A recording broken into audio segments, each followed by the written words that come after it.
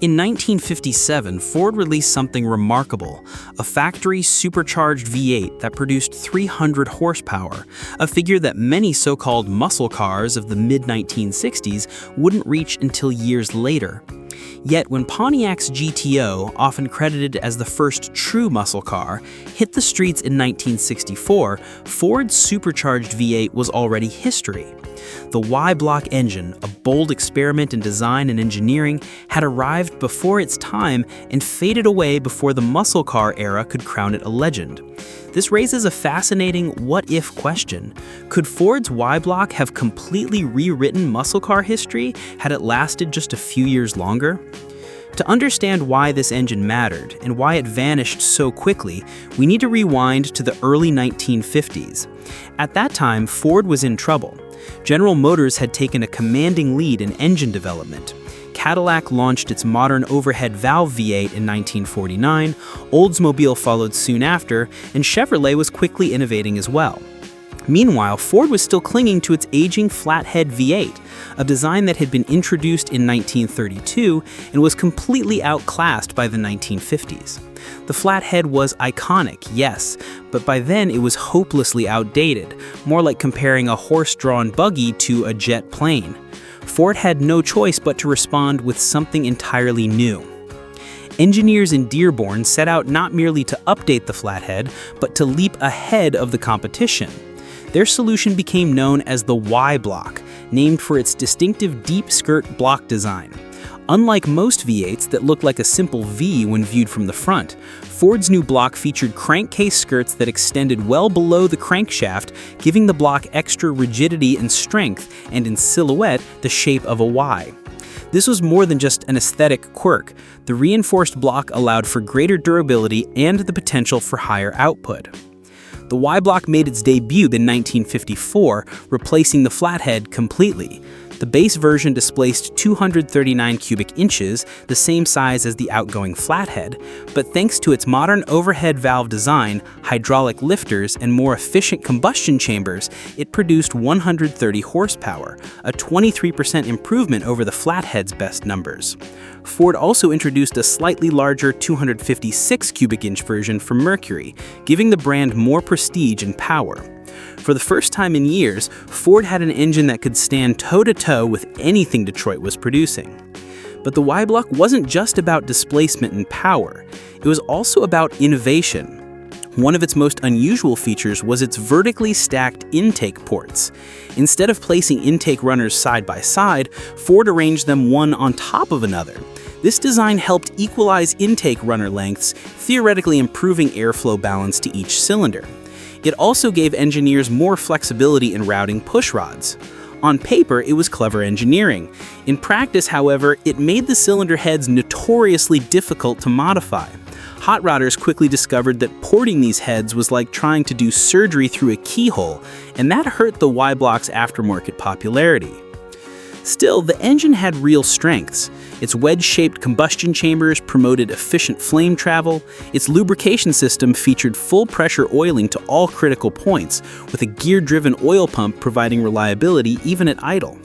And thanks to its deep skirt block, the Y-block was incredibly durable, capable of withstanding significant stress and power increases. Many of these engines, built in the 1950s, are still running today, a testament to their engineering.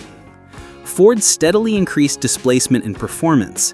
In 1955, they bored the Y-block to 272 cubic inches, bumping output to 162 horsepower, with four-barrel versions reaching 182 horsepower. In 1956, Ford introduced the 312 cubic inch Y-block, most famously used in the Thunderbird. With a single four-barrel carburetor, it produced 225 horsepower, and with dual quads, output rose to 245 horsepower, serious numbers for the mid-1950s. The pinnacle came in 1957 with the factory supercharged 312. Using a Paxton McCulloch blower, Ford extracted an official 300 horsepower, though real-world figures were often higher.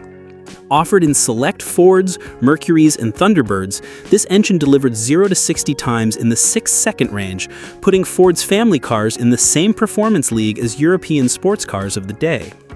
But as impressive as the Y-block was, it carried burdens that would eventually doom it.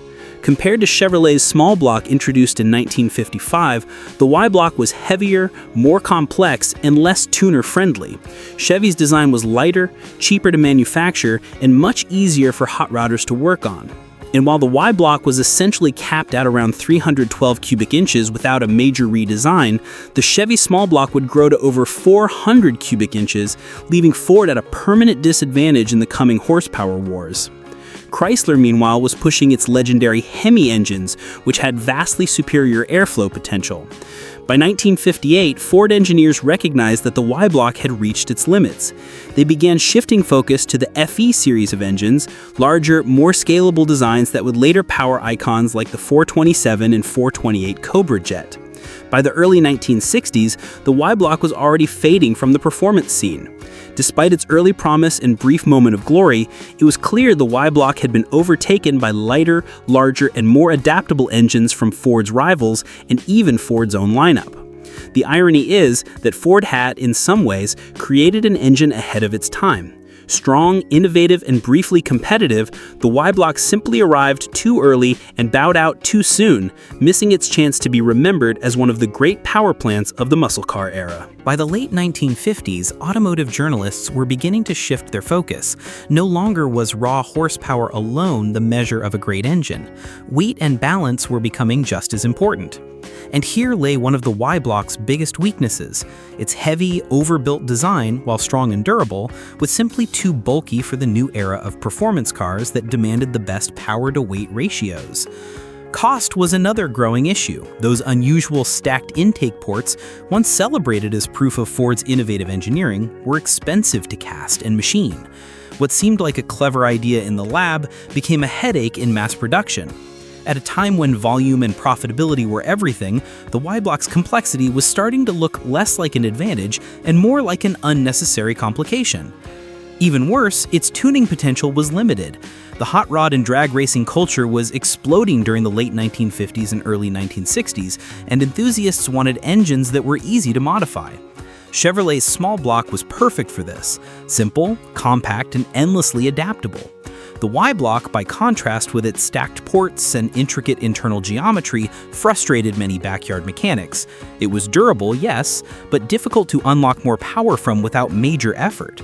This lack of tunability meant the Y-block quickly lost favor with the performance crowd. Ford's answer came in 1958 with the introduction of the FE Big Block series. These engines represented the exact opposite philosophy: simpler intake port arrangements, lighter construction methods, and architecture that could scale far beyond the Y-block's limits, eventually exceeding 500 cubic inches in displacement. Engines like the 390, 406, 427, and later the 428 Cobra jet would all trace their lineage back to this new family. In short, the FE gave Ford the scalability and muscle car firepower that the Y-block never could. By 1960, the Y-block was relegated mostly to trucks and entry-level passenger cars. Its strength and reliability kept it useful in those applications, but its days as a performance contender were over. And when the muscle car era officially began in the mid-1960s, the Y-block's relatively small maximum displacement, topping out at 312 cubic inches in factory form, became a fatal flaw. While Chevrolet unleashed its 396 and 427 big blocks, and Chrysler ruled with its 426 Hemi and 440 wedge, Ford's old Y-block had no chance of competing. And yet the story is more intriguing than a simple tale of obsolescence. Inside Ford, engineers had actually envisioned much larger Y-block variants. Historical documents and engineering sketches show that displacements of nearly 400 cubic inches were considered possible. The engine's architecture could have handled it. Its deep skirt block design was strong enough, and with updated carburation and tuning, a 390 cubic inch Y-block could have easily produced 350 horsepower in the early 1960s. But with the FE program already in motion, management chose not to invest further in the Y-block's development. It was a fork in the road, and Ford chose the path of the big block. What if they hadn't? Imagine a world where the Y-block had been scaled up, supercharged, or even fuel injected. The Paxton Blown 312 of 1957 had already proven the concept with its 300 horsepower rating. With continued development, especially as supercharger and fuel injection technology matured in the 1960s, the Y-block could have been a formidable force in the horsepower wars. Its rigid, deep skirt construction made it naturally suited for high boost and racing durability. In fact, modern builders who have revisited the design have shown exactly what was possible. Using updated machining and materials, enthusiasts have built Y-blocks displacing 350 to over 400 cubic inches, producing impressive horsepower figures while still maintaining the engine's legendary toughness. Ironically, Ford had all the ingredients for a muscle car engine before the muscle car era began. They just walked away too soon. Had they chosen to develop the Y-block instead of sidelining it, history might have remembered it alongside Chevy's big blocks and Chrysler's Hemi as one of the icons of American performance. Interestingly, the Y-block story didn't completely end in the United States. Ford continued to build versions of it overseas markets, particularly in Australia and South America well into the 1980s. These international Y-blocks often ditched the tricky stacked port heads in favor of conventional side-by-side intake ports, making them easier to service and cheaper to produce. But in doing so, they also lost some of the originality that had made the early Y-blocks so distinctive. In Australia especially, Ford engineers experimented with larger displacements and revised head designs, and the engines developed a strong following in local racing. This international chapter proved that with the right attention, the Y-block still had competitive potential. Today, the Y-block occupies a strange place in automotive history. It was one of Ford's most advanced designs of the 1950s, yet it's largely forgotten outside dedicated enthusiast circles. While Chevy's small block became legendary and Ford's Windsor and FE engines achieved muscle car immortality, the Y-block lingers as a fascinating what-if.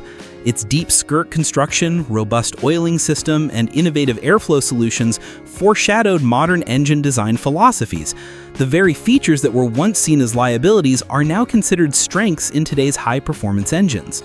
Modern enthusiasts and builders have helped give the Y-block a second life.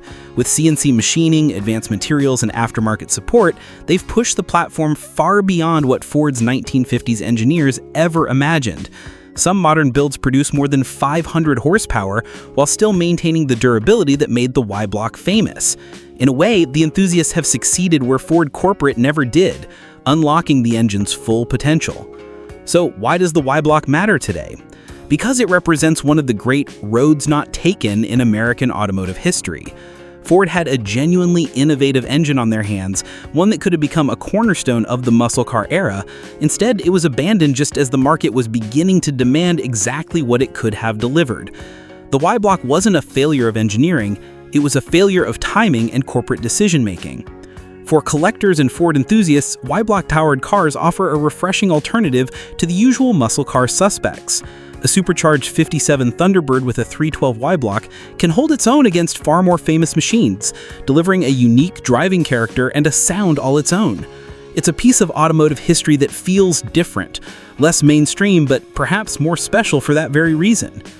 The Ford Y-block stands today as one of the great what-ifs of the horsepower wars. It was innovative, strong, and ahead of its time, but it never got the chance to shine in the spotlight of the muscle car era. And maybe that's what makes it so fascinating. In a world where the same names dominate car culture, the Y-block reminds us that history could have gone another way. Sometimes the forgotten paths are the most interesting ones to explore.